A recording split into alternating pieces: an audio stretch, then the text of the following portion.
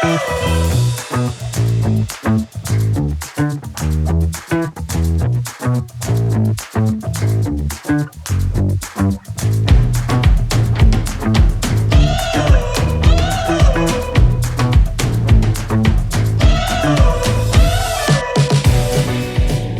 folks, Captain Mike here from Salty Cape, and today I'm in Buzzards Bay kicking off my striper season. This time of year it's likely a schoolie trip, but the name of the game today is cruising Buzzards Bay looking for birds, and as you can see behind me, mission accomplished, step one.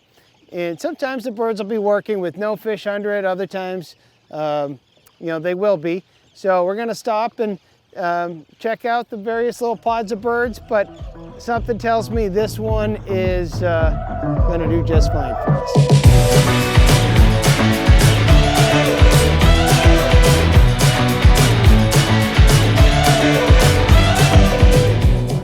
So we're striper fishing here in early May in Buzzards Bay. So the name of the game today, well really the playbook, is going to be covering ground with keeping our eyes peeled, looking for life. In Buzzards Bay this time of year, you want to see terns, lots of them, ideally stacked up, in a vertical sort of cyclonic fashion, aggressively feeding. And that's obviously a tell that, well, certainly there's bait in the area, but ideally stripers pushing up the bait. Now, this time of year, early May, there's pushes of fish that come almost daily through the area. But just because they were in one spot yesterday doesn't mean they're going to be in the same spot today. So we're going to keep our eyes peeled as we cruise Buzzards Bay. We just pushed through Woods Hole. We're heading towards the west end of the canal, or upper Buzzards Bay. There's likely to be fish anywhere in this area, but we're going to keep our eyes peeled and we break for fish.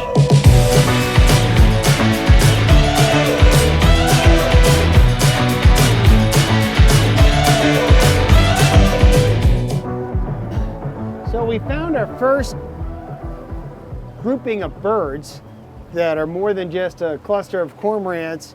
And so I just want to talk about how you approach a school. You don't want to go blasting in.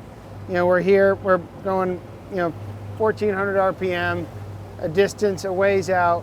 But as I get even closer, maybe 5 or 6 cast lengths out, I'm even going to slow it down even more. I don't want to go plowing right up to the school. If anything, I want to go just a little too far, just because sometimes a school can turn and go towards you. You want to study it, you want to lead it. If the school's going one way, you want to get just ahead of where, you want to sort of lead the school cast sort of ahead of where they are. Or whatever you do, you don't want to go plowing right up to the school and stop. There's a number of things that can spook fish, especially in calm conditions like today. And RPM changes, the engines, like lots of movement with the engines, just the boat wake, the sound of the boat, and also just approaching slow. It's easier to read what's going on, so you can make a last minute alteration without a whole lot of commotion. So I'm just going to approach this school very slowly. We don't want to spook anything. There's plenty of fish. We're the only boat here, but if we weren't the only boat here, lots of slow movements is the way to go so you don't spook the fish. Just going to get just close enough to get my lure into the melee. I'm just going to idle up and take it out of gear. Just going to coast in. I'm going to slide up to the bow and hopefully get a fish.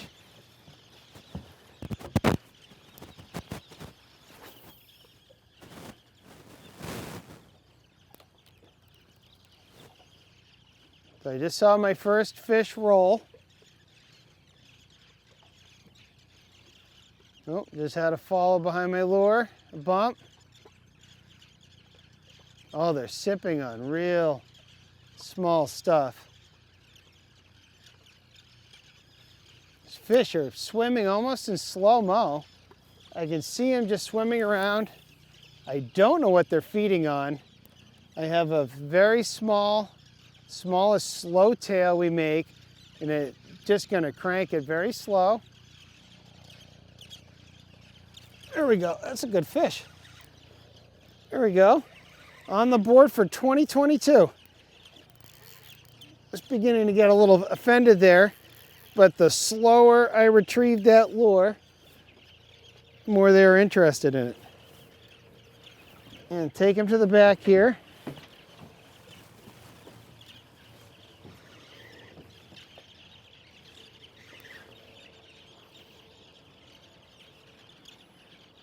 Nice healthy springtime striper. Now what I'm going to do, it's just me in the boat, give myself a rod's length of line. And grab this fish. Nice springtime, chunky fish. Look at the girth on this one. And I'll let this fish go. Now one thing, if I don't have to take the fish out of the water, I don't want to. That minimizes any stress or damage on the fish. I'm just gonna let this guy go. Get right back at it. They're right here, I don't even need to move. Got my slow tail on, lefty cast. Now you can see with a faster retrieve, they're not interested in it. But I guarantee, oh, there we go. Right as I stopped it, that fish picked it right up. Now that's what's nice about this slow tail design, the twin tail design of these lures, is the lure actually has a fair amount of action in the slowest of retrieve speeds. So on a greasy calm day today, when the fish are keyed in on real little baits, you know, it can give you just a little bit of an edge. You can fish it slow and let it fall and have some action. But, you know, I think these fish, the tide's just gonna get going. My instinct is it's going to get hot and heavy really quickly, but here we go. I'm going to leave rod in the holder.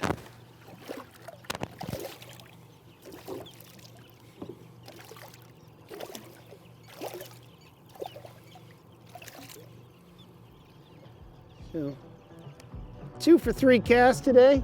Off to a great start. Not the biggest fish of the year, but still awesome.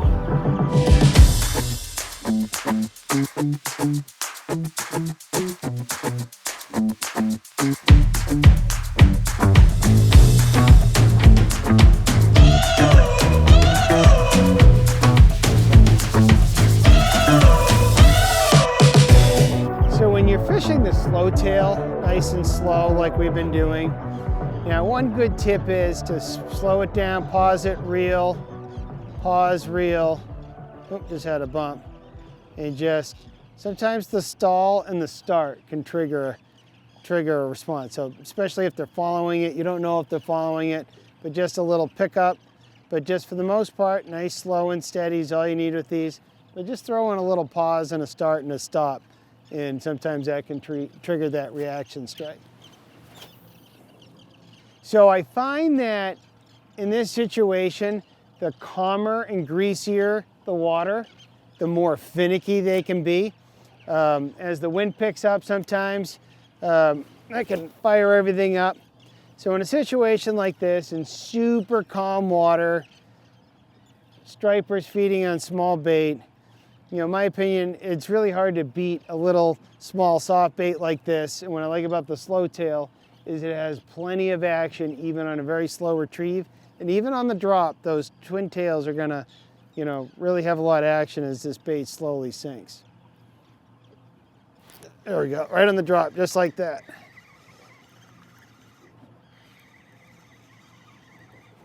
It's funny, when they hit on the drop, it almost feels like a scup hit, like a tap, tap, tap. Very similar to, I don't know if you've ever fished a jig in fresh water for largemouth bass. Very similar kind of tap, tap hit. And you don't know what you're gonna get when you set the hook because they all feel the same, whether it's a little micro bass like this one or a 20-pound fish.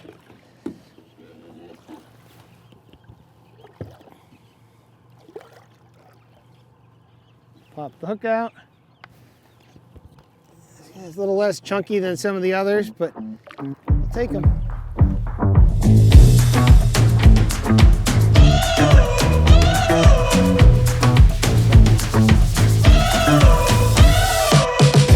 So you would think with all this action, the fishing would be automatic, but these schoolies are being a little finicky today. Now, to say you want to fish these baits slow is an understatement. I am just casting this slow tail and letting it drop, letting those tails do a little action and sinking it.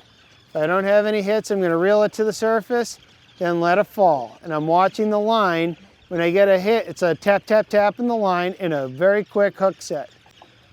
Just reel it slow, let it drop. I mean, it's crazy how finicky these fish have gotten. There's a little bit of a wind change. Maybe that caused it.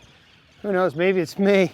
But all I know is to get these fish to eat my lure today is I'm having to fish it super slow. And I didn't get one on that cast, but I bet I'll get one on this next one. And cast out, get control of my line, and the wind's picked up, so I'm watching my line more than I'm feeling, because that line gets tight. I'm gonna reel it slow, just let it drop. Now the beauty of the slow tail is as that bait is sinking, there's all kinds of action going on as it drops. So even if you're just letting it sink slowly, it's doing its job.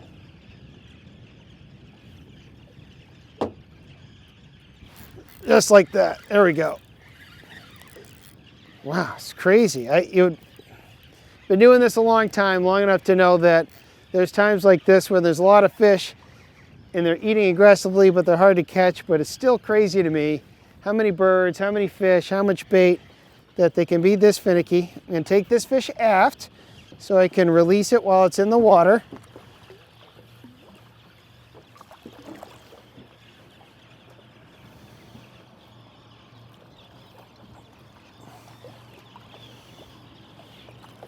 Now I like to leave a rod's length of line so I have plenty of room to work.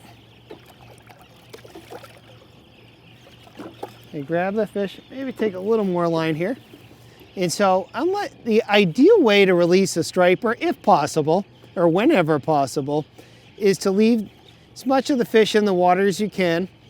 So again, having that rod's length of line, maybe a little more, is handy. So I've got the rod out of the equation, it's here in the rod holder. This little paddle tail, dehook the fish, and there he goes.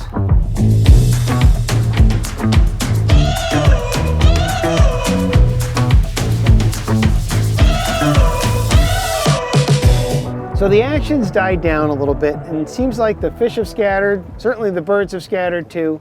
Also noticed that the wind has picked up a little bit, and I also think the tide is picking up a little bit. And so when this happens, when you come up on a school of breaking fish in open water, like we did today here in Buzzards Bay, the downside to open water fish is they can just pick up and move. There's no real structure to anchor, sort of what's going on. And so, the name of the game now, the approach is to, go find another school of fish, or maybe the same school of fish that has moved. And so I've noticed that the wind's picked up a little bit. I'm going to follow the wind. There's not a ton of tide here, but the tide, I think, is either close to slack or start moving. You have two real options in terms of finding fish that have moved. You either follow the wind or follow the tide. In this case, I feel like the wind is the better option because it is sort of a slackish low tide here. But it should start moving again soon.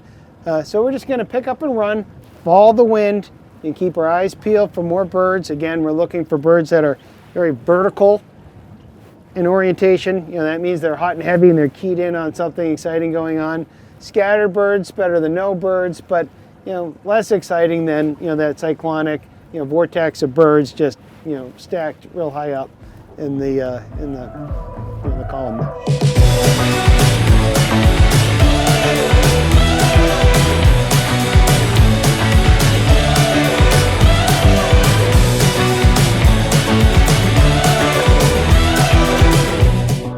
So this guy is definitely the biggest fish of the day. I'm not going to measure him because we're going to leave him in the water, or her I should say too. But this is pushing close to keeper size. Nice slot fish. And I was perfectly happy catching those little micro schoolies till this big boy or girl. It's hard to say at this size. Most very large striped bass are females, but this is a nice chunky fish. I'm not going to take it out of the water to measure it, but if it's not 28 inches or not a slot fish, it's very close to it. But in this case, we just want a nice healthy release and then off it goes.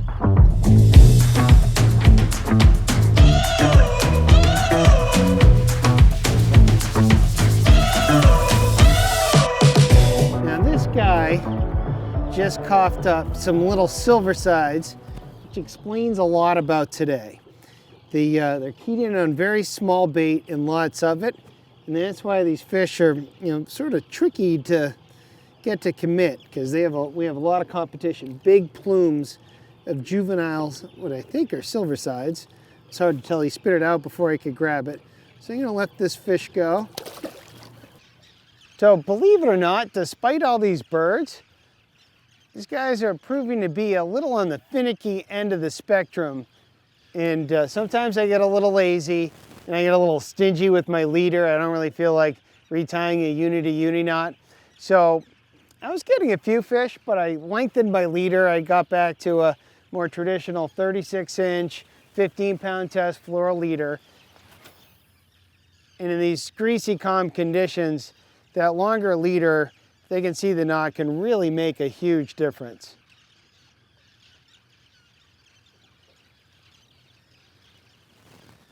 Oh, there we go.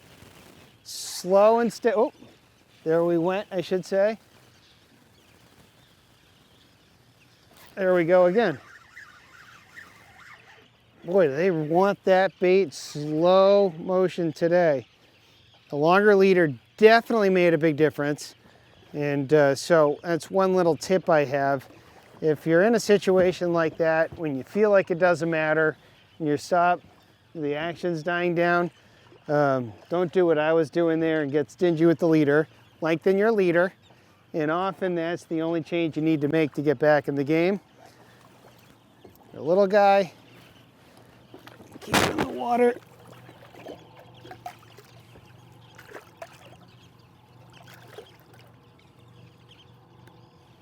It's the advantage of a little rubber jig like this. Smallest fish of the day, but we'll take them. So the lure we're using today, this is literally the same lure we've been using all trip long. It's the 3.5-inch Hogan slow tail. It's very lightweight, and you can see that it's very simple. It has an unusual tail configuration. You'll see that it's what's called a twin tail. You have the tail sort of going outboard from the center line of the slow tail, the pre-molded stop bait. And what that's going to do is give a tremendous amount of action at very, very, very slow retrieve speeds. As you saw earlier, we're fishing these baits on the drop. So picture that bait while it's sinking down in the water column. It's going to have very natural action as it sort of descends down to the bottom. And that's what the name of the game is today, is fishing these slow, fishing them on a dead drop, reeling them up, letting them fall. So we're really utilizing these twin tails for the action they provide while these baits sort of drop in slow motion.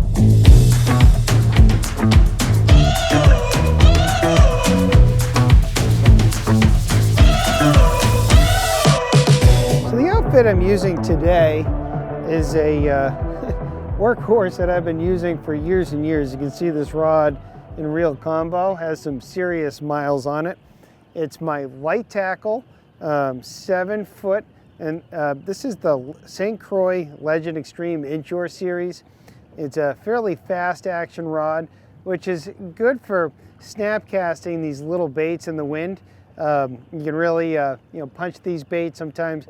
It's just Murphy's Law. You're always having to cast into the wind when the shot comes. And so this is just a nice little outfit. It's the same outfit I use for albies here today, schoolie fishing. Any light tackle, inshore striper fishing where my lure weights are under, I'll say 1.5 ounces. This rod will, it says good to 1.25 ounces, but I've thrown 1.5 ounce popper with this rod, okay. But this is just a nice, it's a very high end, but very nice light tackle outfit, very versatile. It's fine on these little schoolies, fine on albies, and over the years I've caught some very sizable stripers on this outfit with smaller plugs. But just a nice, simple, light, high-end inshore outfit like this will pretty much handle 80% of your inshore striper fishing on a center console like this. Now I have a few-year-old Shimano Saragosa 5,000 class reel. I have 30-pound test braid on all my 5,000 class reels, and I have a very long leader today, maybe a 4.5 foot 12-pound test fluorocarbon leader. These fish were a little finicky, so I downsized my leader pound test and lengthened the length of the leader and just tied direct to this little Hogan slow tail in the 3.5 inch size. And today we just were fishing it super slow, fishing it on the drop. Fish were a little finicky today, but this light tackle outfit, as always in a lot of our other videos, has just been a perfect setup for nice, easy, fun inshore fishing.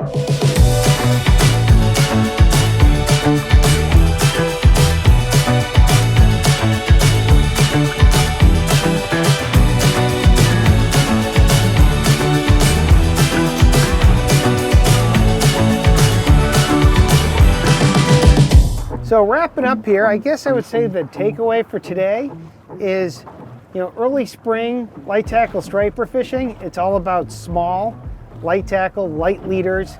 Today we had to really fish our bait slow. I think there was a lot of bait to compete with, and the schoolies just wanted a very slow presentation. So to me that means soft plastics, light leaders, and a little bit of patience.